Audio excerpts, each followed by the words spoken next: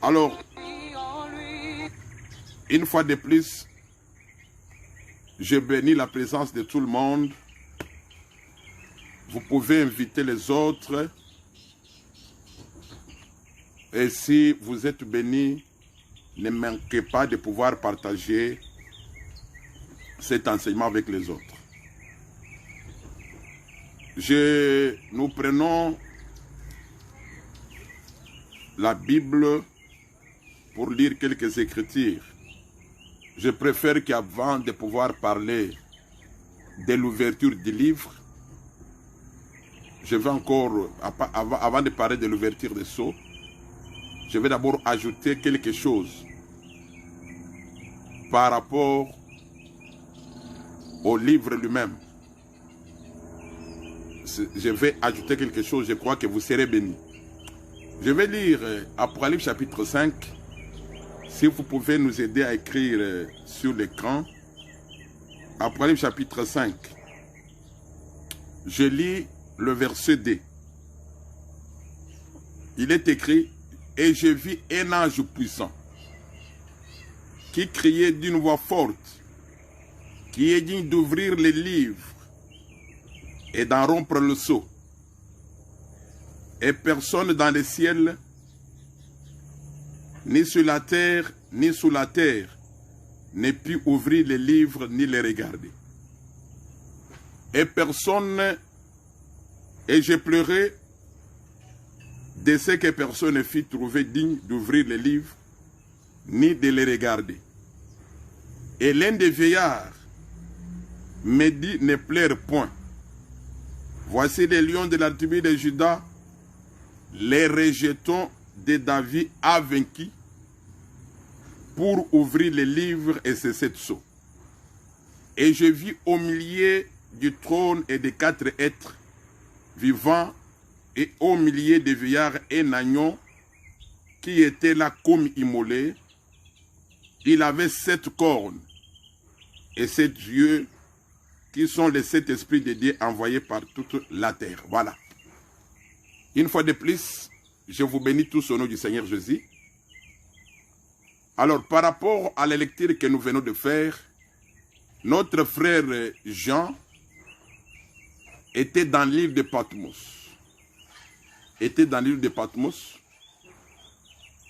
À cause de la parole du Seigneur. L'Écriture déclare qu'il fut ravi en esprit. Il fut ravi en esprit. Et c'est en esprit qu'il a eu ces visions-là. Alors, ici, l'Écriture dit que le frère Jean a entendu un ange puissant qui a posé la question. Je commence ma prédication d'aujourd'hui par ici.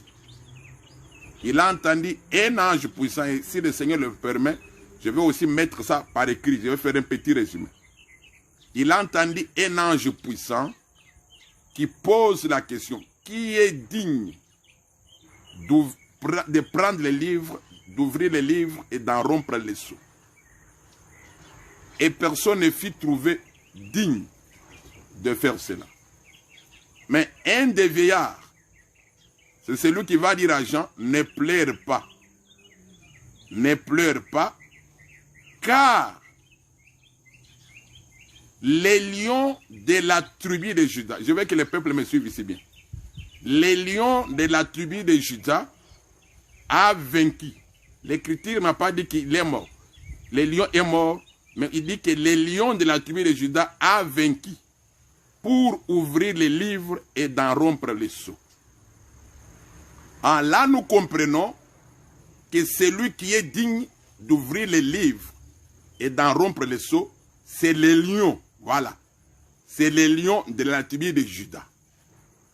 Or, les lions de la tribu de Juda, tout le monde le sait, c'est le Seigneur lui-même. Puisque quand Jacob bénissait ses enfants dans Genèse 49, il arrive sur Juda, il appelle les lions. Donc, tout celui qui est descendu de Juda, il est lion. Et le Seigneur est descendu de là, il est aussi les lions, c'est lui-même le véritable lion. Et l'Écriture témoigne que les lions, c'est les rois des animaux. Voilà. Voilà pourquoi, selon les plans de Dieu, celui qui devait être roi, il devait sortir de la tribu de Judas. Puisque c'est Judas qui est roi.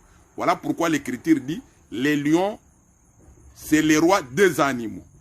Alors, celui qui est digne d'ouvrir les livres ici, Léviard dit que les lions a vaincu. L'Écriture n'a pas dit que le lion est mort. L'Écriture dit les lions a vaincu pour ouvrir les livres. Mais regardez, mais quand Jean lui regarde, il voit un agneau extraordinaire. Ici, ça doit interpeller beaucoup de gens. Il voit un agneau extraordinaire. Alors, regardez bien, aimé. Vous savez que notre Seigneur Jésus, il est le lion, il est aussi l'agneau. Il est le lion, il est aussi l'agneau. Mais le Seigneur, à la croix, il n'a pas vaincu le diable comme lion. C'est comme l'agneau. Voilà pourquoi vous allez vous souvenir qu'en Égypte, c'était l'agneau qui était mort. C'était l'agneau qui était tué. Pas les lions. C'était l'agneau qui était tué. C'est le sang de l'agneau qui avait fait à ce que le peuple sorte de l'Égypte. C'est la mort de l'agneau, pas la mort du lion. Pas la mort du lion, mais c'est la mort de l'agneau qui avait affaibli Pharaon. Voilà. Donc là, nous allons comprendre que quand on dit que le lion a vaincu, en réalité, on parlait de l'agneau. C'est l'agneau qui a vaincu. Le frère Pierre, d'ailleurs, je vais lire le frère Pierre. Écoutez ce que le frère Pierre dit. Le frère Pierre dit ceci. Je crois 1 Pierre, chapitre 1er, voilà. 1 Pierre, chapitre 1er, le frère Pierre dit ceci. Je commence par le verset 18. Sachant que ce n'est pas par des choses périssables, par de l'argent ou de l'or que vous avez été rachetés, de la vaine manière de vivre, que vous aviez hérité de vos pères, mais par le sang précieux de Christ comme d'un agneau sans défaut et sans tache. Donc, par rapport à cette écriture, c'est l'agneau qui nous a rachetés, pas les lions. Le Seigneur, il y a un moment où il se présente comme lion, là il est roi. Mais quand il se présente comme agneau, il est sacrificateur, il est aussi sacrifice pour nous racheter. Nous racheter. Voilà pourquoi nous disons qu'à la croix, c'est lui qui a combattu, c'est lui qui est mort. Ce n'était pas les lions. C'est l'agneau. C'est l'agneau qui est mort. Voilà pourquoi le Seigneur, quand il se présente comme agneau, il est Dieu dans sa faiblesse. Et vous allez comprendre pourquoi, même quand le prophète Ésaïe prophétise sur la naissance du Seigneur Jésus, le prophète Ésaïe avait dit ceci. Écoutez, je crois que je peux retrouver l'écriture. Ésaïe chapitre 9. Oui. Si quelqu'un retrouve la prophétie du professeur Ésaïe, enfin du prophète Ésaïe plutôt, sur la naissance du Messie. Ésaïe chapitre 9, je crois. C'est Ésaïe chapitre 9. Ésaïe chapitre 9. Ah voilà. C'est Ésaïe 9. Je commence par le verset 5. Car un enfant nous est né, un fils nous est donné, et la domination reposera sur son épaule. On l'appellera admirable conseiller, Dieu puissant. Voilà. C'est ça ce que je cherchais. On l'appellera Dieu puissant. Le Seigneur Jésus, en venant sur la terre, il n'était pas venu comme Dieu tout-puissant. Il est venu comme Dieu puissant. Il a combattu comme l'agneau. À la croix, le Seigneur n'a pas combattu comme les lions. Il est mort comme l'agneau. Puisque les lions, comme roi, l'Écriture dit que les rois ne meurent pas. Les rois vivent éternellement. Vous allez vous souvenir, même quand vous rentrez dans l'Ancienne Alliance, sur l'autel, on n'a jamais vu les lions. Sur l'autel, on n'a jamais vu les lions. Ça n'a jamais existé. Mais sur l'autel, on pouvait voir l'agneau, on pouvait voir la brebis, ainsi de suite. Tout ça, c'est la faiblesse de Dieu. Voilà pourquoi je répète qu'en Égypte, celui qui avait vaincu Pharaon, ce n'était pas les lions, mais c'était l'agneau. Alors, quand vous rentrez maintenant à l'ouverture du livre, quand la question est posée, l'Écriture dit que les lions a vaincu pour ouvrir. Mais quand on parle du lion qui a vaincu, en réalité, ce n'est pas le Seigneur comme roi, puisque les lions, c'est les rois. Mais celui qui a vaincu, c'est Dieu dans la faiblesse.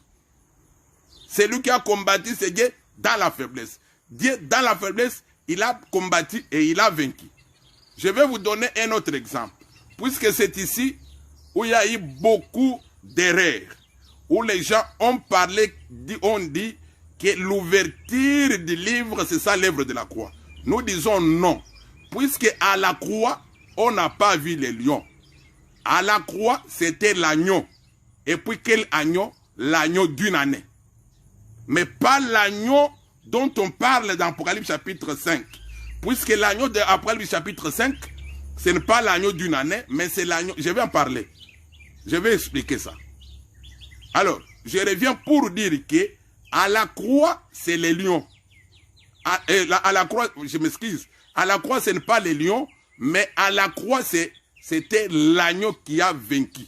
Je répète, à la croix, c'est l'agneau qui a vaincu. Il a vaincu l'ennemi. Je vais vous donner notre exemple.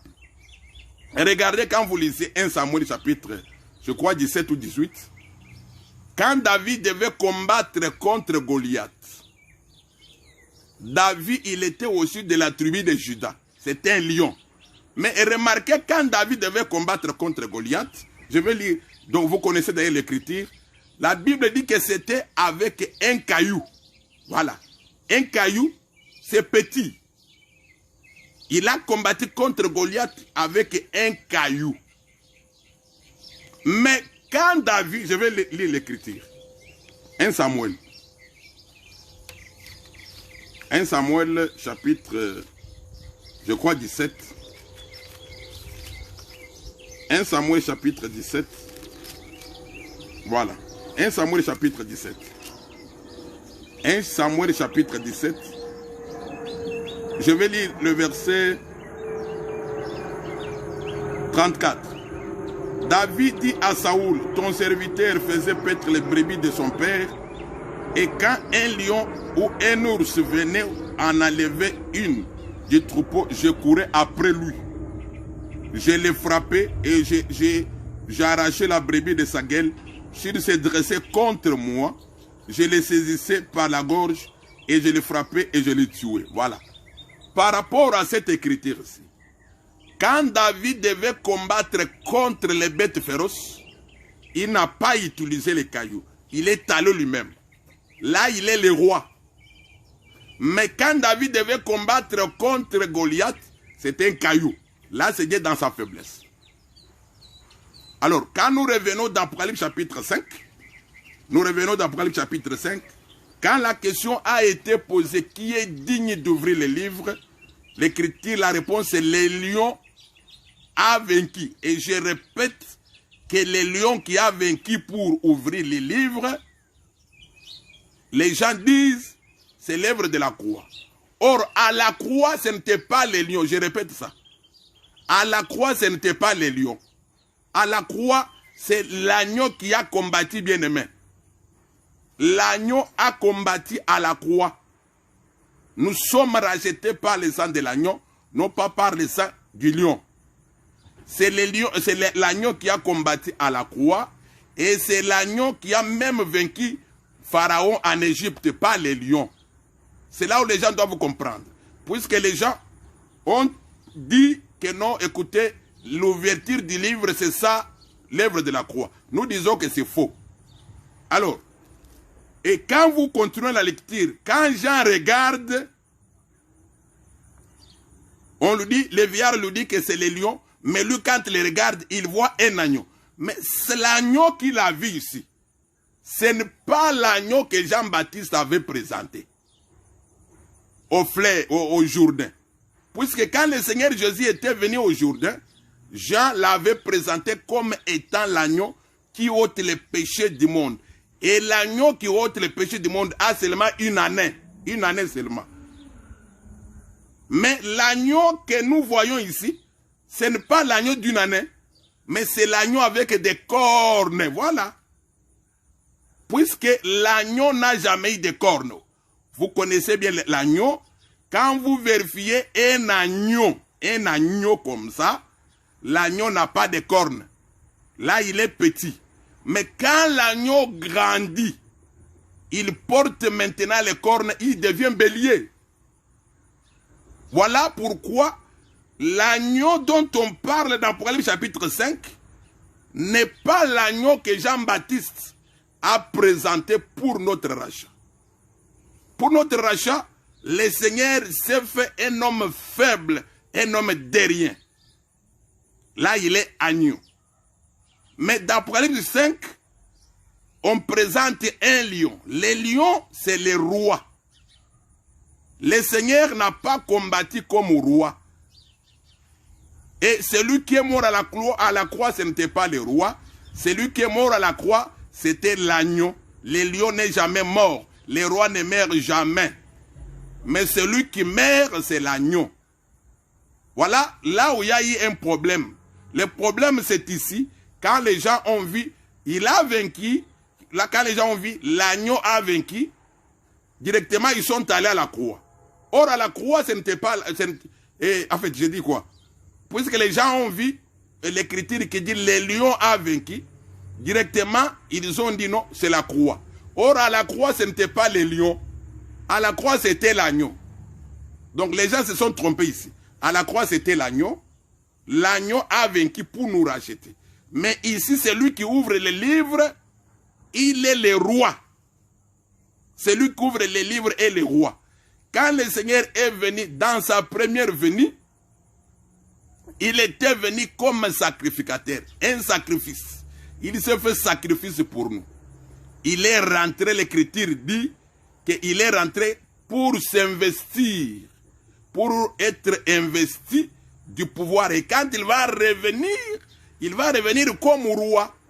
Voilà pourquoi quand on parle de l'ouverture du livre, celui qui ouvre le livre, c'est un roi. C'est un lion, ou soit un agneau, différent de l'agneau de Jean-Baptiste. C'est toujours le Seigneur Jésus, mais là, il prend une autre forme. Là, il a maintenant les cornes. Vous voyez la différence? Là, maintenant, c'est les cornes. Je vais d'ailleurs lire l'écriture. Je vais lire l'écriture. Je lis le verset 7. Apocalypse chapitre 5, verset 7. Non, je commence par le verset 6. Apocalypse 5, verset 6. Et je vis au milieu du trône et des 4 êtres vivants et au milieu des vieillards un agneau qui était là comme immolé. Il avait 7 cornes. Voilà. Il avait 7 cornes et 7 yeux qui sont les 7 esprits de Dieu envoyés par toute la terre. Il vint et il prit les livres de la main droite de celui qui est assis sur le trône. Donc vous voyez, l'écriture dit encore, confirme ici, que celui qui a pris les livres, c'est l'agneau ayant 7 cornes. Ce n'est pas l'agneau que Jean-Baptiste avait présenté aujourd'hui pour notre rachat. Là, le Seigneur change. Il porte maintenant les cornes. Il devient un bélier. Vous savez, pour comprendre aussi les symboles apocalyptiques, allez dans la nature. Allez dans la nature. Puisque l'agneau, naturellement, l'agneau n'a jamais eu de cornes. Je ne sais pas si vous avez déjà vu. Si vous avez déjà vu un agneau avec des cornes. Mais ici, on nous présente un agneau extraordinaire, ayant combien de cornes? 7. 7 cornes, avec 7 yeux. Et d'ailleurs, il y a même pourquoi on parle de 7 yeux. Je n'explique pas ça. Puisque quand le Seigneur est venu, il n'avait pas 7 yeux. Dans sa première venue, il n'était pas venu avec 7 yeux. Mais ici, on les voit avec 7 yeux. Alors, ici, le Seigneur, il prend maintenant la forme d'un roi. Il prend maintenant la forme d'un roi. Voilà pourquoi nous disons que le livre scellé de 7 sceaux, celui qui l'ouvre, ce n'est pas l'agneau à la croix, mais celui qui l'ouvre, c'est l'agneau qui est devenu bélier. C'est l'agneau qui a grandi, qui est devenu roi. Le Seigneur est devenu grand. Voilà pourquoi nous disons que dans sa première venue, il était Dieu puissant comme Ésaïe l'a présenté. Il a présenté Dieu puissant.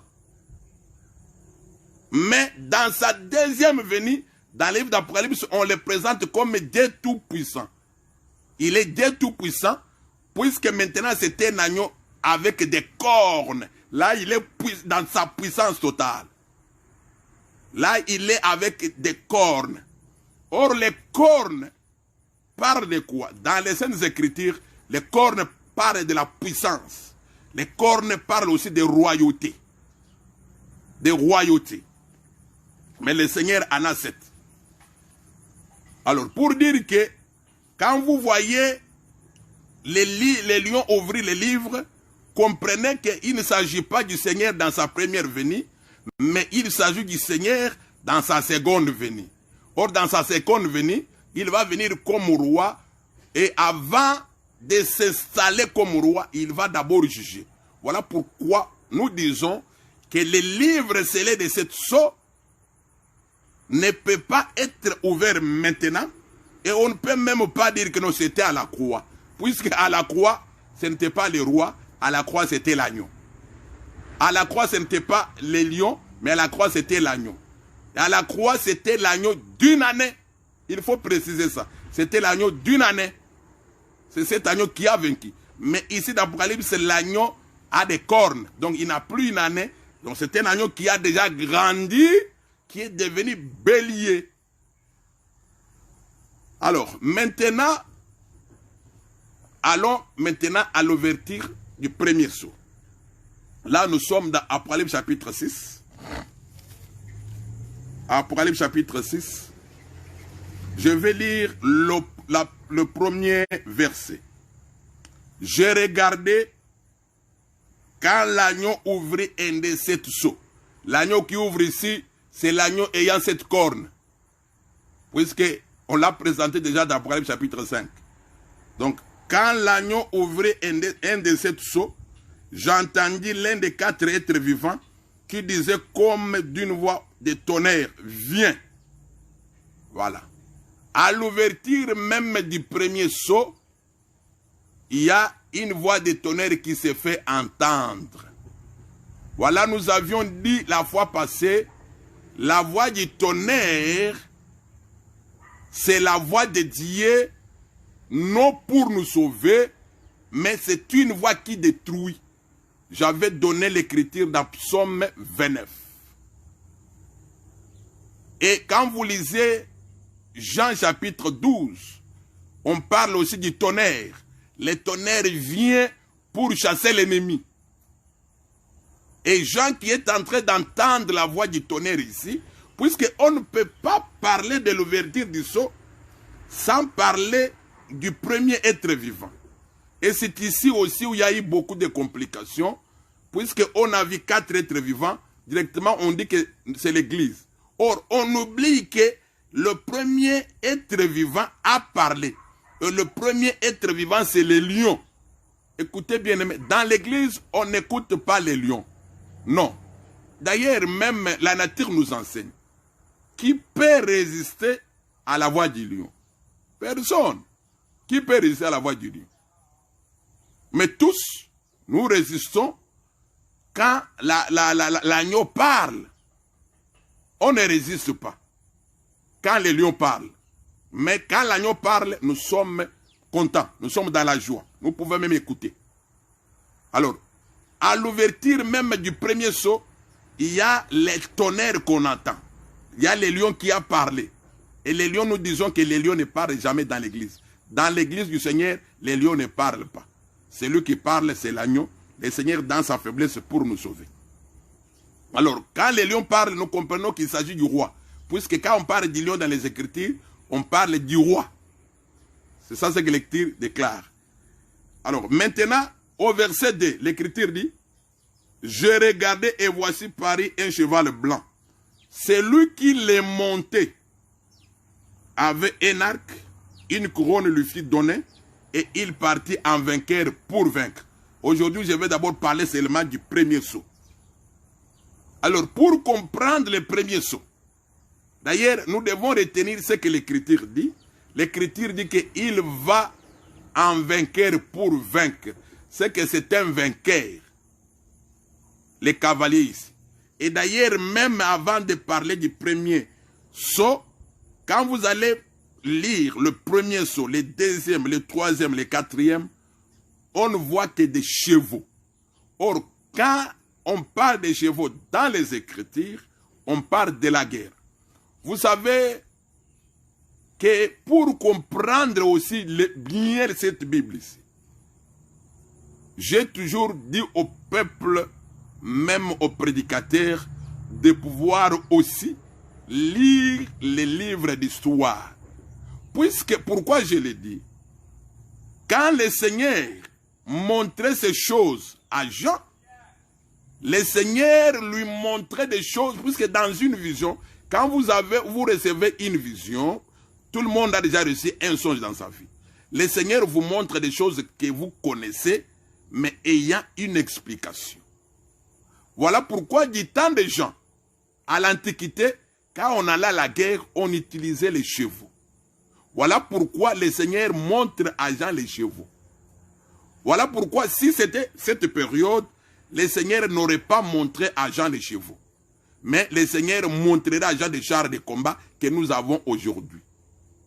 Vous savez que nous commettons beaucoup d'erreurs puisque nous ne voulons pas connaître ce qui s'est passé à l'Antiquité. Nous sommes appelés à connaître ça. Nous devons, à part d'abord la Bible, nous devons fouiller les livres. Qu'est-ce qui se faisait à l'Antiquité? Comment les gens d'Israël vivaient? Alors là, nous allons avoir une connaissance quand même exacte. Alors, la présence des chevaux parle déjà de la guerre. Alors, on voit le premier cheval qui a une couleur blanche. C'est qu'il y a une signification. On le voit avec une couleur blanche.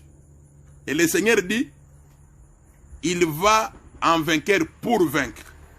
Il a une couronne avec lui sur sa tête. Et il a aussi un arc. Mais seulement son nom n'est pas révélé. Voilà pourquoi nous disons, même au premier sceau, même au début de la dernière semaine de Daniel, au début là, le monsieur là, l'homme de l'impie, il sera encore dans les mystères. Puisque à l'ouverture même du premier sceau, on ne voit pas son nom. Alors, pour comprendre cela, voilà pourquoi nous allons dans Apocalypse chapitre 19. Apocalypse chapitre 19, nous disons ceci. Nous commençons par le verset 11. Puis je vis le ciel ouvert, et voici Paris un cheval blanc. Celui qui l'est monté s'appelle fidèle et véritable, et il juge et combat avec justice. Ses yeux étaient comme une flamme de feu. Sur sa tête étaient plusieurs diadèmes. Il avait un nom écrit que personne ne connaît si ce n'est lui-même. Et il était revêtu d'un vêtement teint de sang. Son nom est la parole de Dieu. Des armées qui sont dans le ciel le suivaient sur des chevaux blancs et revêtus d'un félin blanc pire. De sa bouche sortait une épée aiguë pour frapper les nations. Il les pètera avec une verge de fer et il foulera la cuve. Dans la cuve, il foulera la cuve du vin de l'ardente colère du Dieu Tout-Puissant. Il avait sur son vêtement et sur sa cuisse un nom écrit Roi des rois et Seigneur des seigneurs. Le verset 18 dit ceci. Non, le verset 19 dit ceci. Et j'ai vu la bête et les rois de la terre et leurs armées rassemblées pour faire la guerre à celui qui était assis sur le cheval et à son arme. Voilà. Apocalypse chapitre 19 montre comment le Seigneur va venir pour combattre les rois de la terre. Et quand il va venir, l'écriture montre que les gens la vit sur un cheval blanc. Alors quand vous rentrez dans Apocalypse chapitre 6, l'Antichrist aussi monte sur le cheval blanc, en imitation avec notre Seigneur. Alors, quand le Seigneur monte sur le cheval blanc, dans sa bouche, il y a une épée qui sort. C'est avec l'épée qu'il va combattre. Mais quand nous lisons l'Antéchrist dans Apocalypse chapitre 6, lui, il n'a pas l'épée de sa bouche, qui sort de sa bouche, mais il a l'arc. Il a l'arc. Il y a des gens qui vous disent, non, non, l'arc ici n'a pas de flèche. Nous disons que l'arc qu'il a là-bas, c'est ça Jérémie chapitre 9, où l'écriture dit qu'ils ont la langue trompeuse comme l'arc. Donc, l'arc, c'est une langue trompeuse. Par la langue elle-même telle qu'elle a, la langue fait sortir des flèches. D'ailleurs, par la langue, selon le frère Jacques, par la langue, tu peux embraser, tu peux détruire même des foyers. Tu peux injurier par la langue. La langue elle-même, c'est toute une flèche. Voilà pourquoi quand on voit le Messie, l'Antéchrist, dans Apocalypse chapitre 6, verset 1er, verset 2, il a l'arc. Donc lui, c'est par les mensonges qu'il va venir pour combattre. Mais le Seigneur, il combat avec l'épée de sa bouche. L'Antéchrist, on le voit avec la couronne, qui est un symbole de la royauté. C'est que c'est un roi. Le Seigneur aussi, nous les voyons avec plusieurs diadèmes. Les diadèmes aussi, c'est un pouvoir, c'est un symbole royal. Il est aussi roi.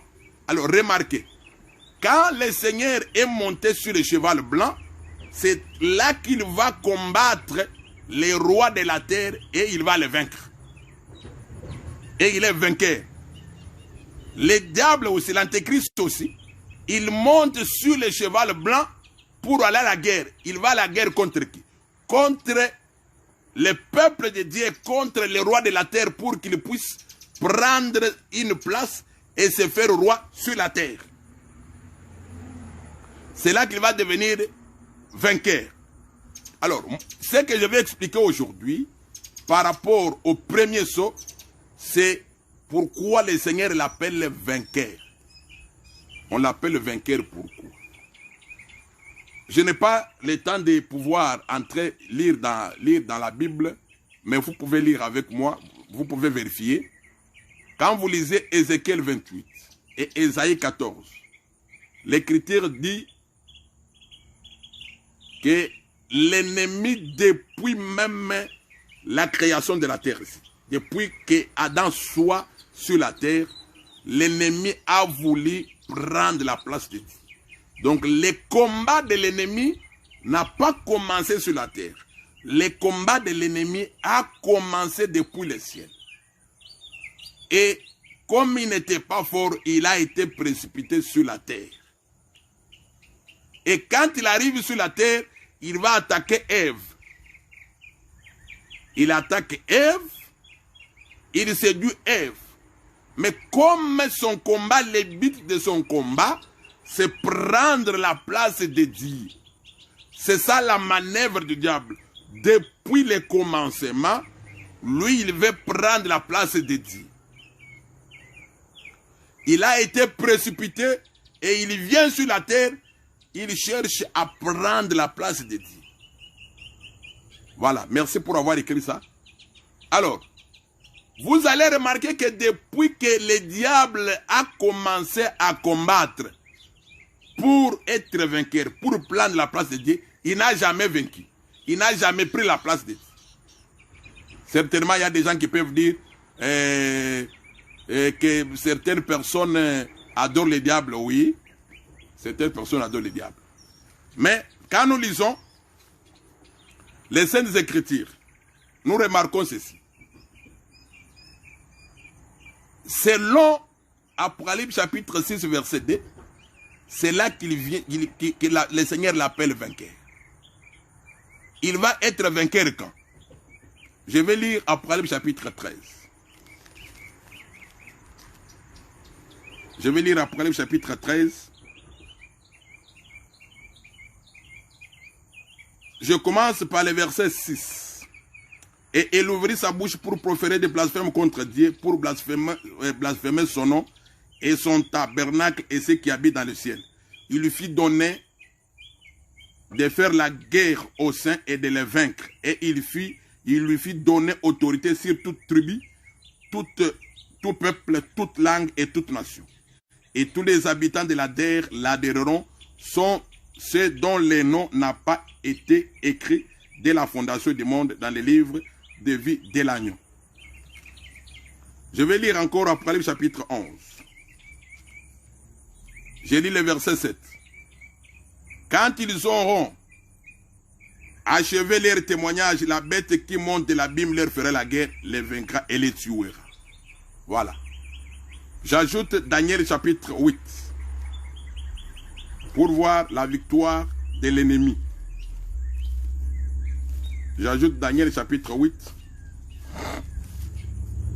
Daniel 8 dit ceci. Je commence par le verset 11.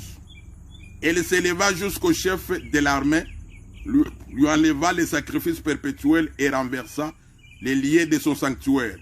L'armée fut livrée avec les sacrifices perpétuels à cause du péché. La corne jeta la vérité par terre et reçut dans ses entreprises. Voilà. Par rapport à tout ce que nous avons lu, nous voyons comment le diable, son problème, comme je le disais, c'est de prendre la place de Dieu. Alors, selon Daniel chapitre 8, l'Écriture parle de la corne qui va faire à ce que la vérité soit jetée par terre. La vérité sera jetée par terre quand? C'est quand l'ennemi va entrer dans le temple de Dieu et se faire adorer comme Dieu. Et tous ceux qui ne vont pas l'adorer, l'Écriture témoigne qu'il va les tuer. Il va les tuer pour qu'ils deviennent Dieu. Et il sera Dieu pendant 42 mois. Le monde entier va l'adorer. Voilà sa victoire. Le Seigneur va les laisser pour qu'ils puissent réussir. Il va commencer d'abord par vaincre, par les mensonges, les rois de la terre, et les rois de la terre vont l'élever comme roi, et ils vont l'adorer comme Dieu. Il va prendre la place de Dieu, c'est ça sa victoire. Et cela se fera, pas maintenant, mais ça se fera après l'enlèvement de l'église. Et ça sera à la deuxième moitié de la dernière semaine de Daniel. C'est alors que l'ennemi va prendre la place de Dieu. C'est ça sa victoire. Voilà pourquoi on dit, il va en vainqueur pour vaincre. Donc, il va vaincre quand il va prendre la place de Dieu. Là, il est victorieux. Ce n'est qu'après que le Seigneur viendra maintenant pour le frapper. Alors, nous avons dit que pour aujourd'hui, on parle d'abord seulement de l'ouverture du premier sceau. Nous terminons pour dire que nous répétons ce que nous avons dit au commencement, qu'à la croix, le Seigneur n'est pas mort comme les lions. C'est lui qui a ouvert les livres. Selon Apocalypse chapitre 5, c'est les lions. Et Jean a vu un agneau qui n'est pas comme tous les autres agneaux. Il a vu un agneau ayant cette corne. Là, c'est Dieu dans sa puissance. Là, il est roi. Voilà, c'est le roi qui ouvre les livres. Le roi n'a pas ouvert les livres à la croix, puisqu'il a été enseigné que c'était à l'œuvre de la croix que le Seigneur a ouvert les livres. Nous disons que ce n'est pas à l'œuvre, ce n'était pas à la croix, puisque à la croix, le Seigneur n'était pas à la croix comme roi, comme lion, mais il était à la croix pour nous racheter comme agneau. Voilà ce qu'on avait à vous dire. Nous allons avancer pour attaquer les mercredis prochains, si le Seigneur nous permet.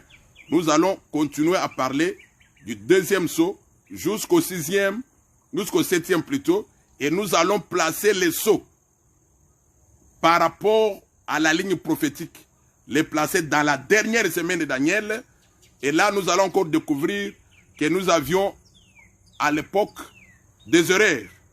Nous allons les placer par rapport à la dernière semaine de Daniel et avec les Écritures à l'appui. Alors pour aujourd'hui, on s'arrête ici. Que le Seigneur puisse vous bénir. Le mercredi prochain, on va se retrouver.